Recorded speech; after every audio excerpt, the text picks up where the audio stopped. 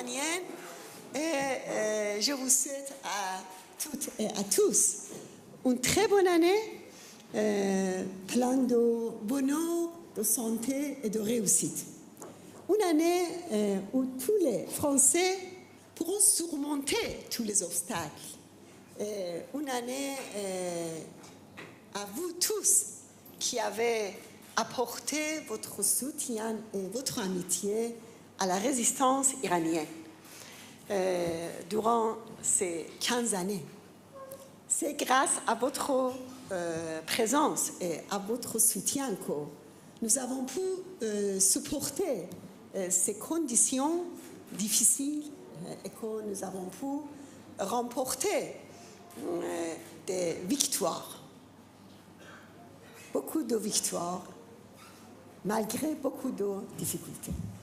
Après la rafle du 17 juin 2003 et la grève de la faim, vous avez apporté de l'eau et de la glace aux grévistes et surtout vos sourires et votre gentillesse. Après nos victoires en justice, vous avez demandé ce que vous pouviez faire pour aider la résistance et la liberté en Iran. Certains d'entre vous sont allés à Ashraf pour soutenir les Ashrafiens. D'autres sont allés manifester dans plusieurs pays et d'autres ont fait signer des pétitions dans la rue en soutien aux Ashrafiens. Vous avez partagé nos joies et nos peines dans tous les moments. Vous avez pleuré avec nous les martyrs des massacres d'Ashraf et Liberty. Et vous avez fêté avec nous le grand transfert de tous les Ashrafiens hors d'Irak. Vous avez suivi les conférences et les manifestations en soutien au soulèvement contre la dictature religieuse en Iran. Beaucoup d'amis de cette époque nous ont quittés et nous saluons leur mémoire et nous sommes fiers de leur amitié. Aujourd'hui, avec le peuple iranien, nous sommes plus proches que jamais de la liberté.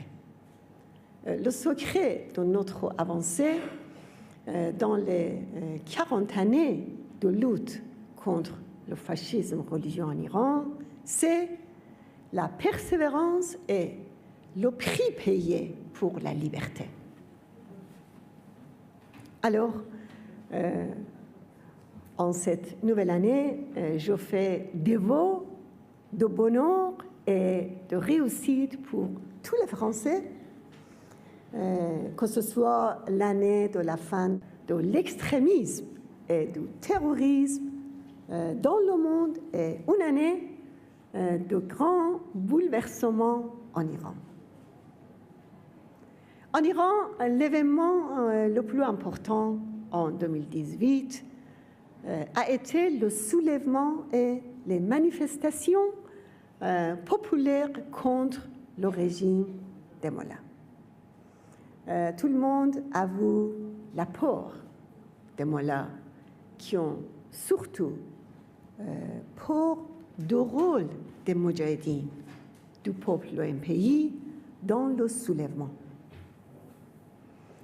Malgré les morts, les milliers d'arrestations de manifestants et les tortures, le soulèvement continue.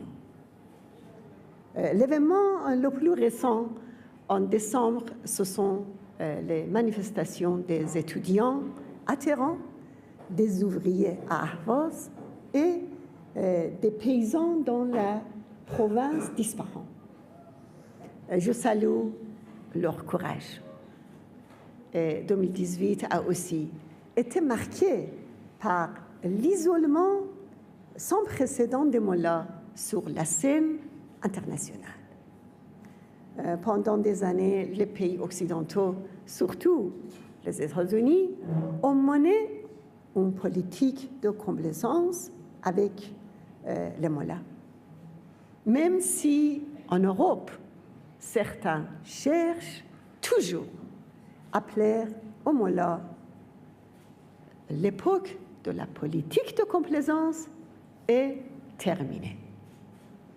C'est un grand coup porté au régime des mollahs. De son côté, l'alternative démocratique a beaucoup avancé. Quand les Ashrafiens étaient en Irak, ils ont été victimes de massacres et de bombardements menés par des agents du régime iranien. Mais aujourd'hui, ils ont construit en Albanie une nouvelle cité qui s'appelle Ashraf III. En Iran, les unités de résistance se sont développées et leurs activités encouragent les manifestants. Aujourd'hui, les unités de résistance des sympathisants de l'OMPI sont une lumière d'espoir dans la nuit du fascisme religieux en Iran. C'est pourquoi on peut conclure que la situation du régime s'est clairement dégradée et la situation de la résistance a clairement progressé. Les mollahs n'ont pas de solution à la faillite économique, ils n'ont pas de solution à la destruction de l'environnement et ils n'ont pas de solution aux manifestations. Et surtout, ils sont paniqués par les manifestations de la nouvelle année. Le guide suprême du régime Khamenei vient de mettre en garde contre les plans de l'ennemi pour 2019 et c'est pourquoi les mollahs utilisent le terrorisme contre la résistance iranienne. En 2018, ils ont voulu commettre un grave attentat contre le grand rassemblement de la résistance à Villepinte, mais ils ont échoué. En Albanie, aux États-Unis et au Danemark, ils ont voulu mener des attentats qui ont été neutralisés. Les mollahs ont aussi lancé une grande campagne de diabolisation contre la résistance iranienne dans la presse, mais avec leur propagande, ils montrent bien leur alternative. En 2018, la France a expulsé un diplomate du régime iranien. Elle a gelé les comptes et les avoirs du ministère de renseignement des mollahs. C'est une bonne mesure dans le sens d'une politique de fermeté. L'Albanie a aussi expulsé l'ambassadeur et le directeur des services de renseignement du régime et les Pays-Bas ont expulsé 2 diplomates des mollahs. Mardi, l'Union européenne a annoncé qu'elle va prendre des sanctions contre le terrorisme du régime iranien et les services de renseignement des mollahs. Nous avons toujours appelé les gouvernements occidentaux à la fermeté avec cette dictature terroriste. Donc, nous demandons aujourd'hui l'expulsion des États-Unis et d'Europe des agents des services de renseignement et des mercenaires de la force terroriste Quds des mollahs. Nous appelons aussi les démocraties à soutenir les droits de l'homme en Iran. La seule force qui peut mettre fin au terrorisme et au bellicisme des mollahs, c'est le soulèvement du peuple iranien avec sa résistance organisée.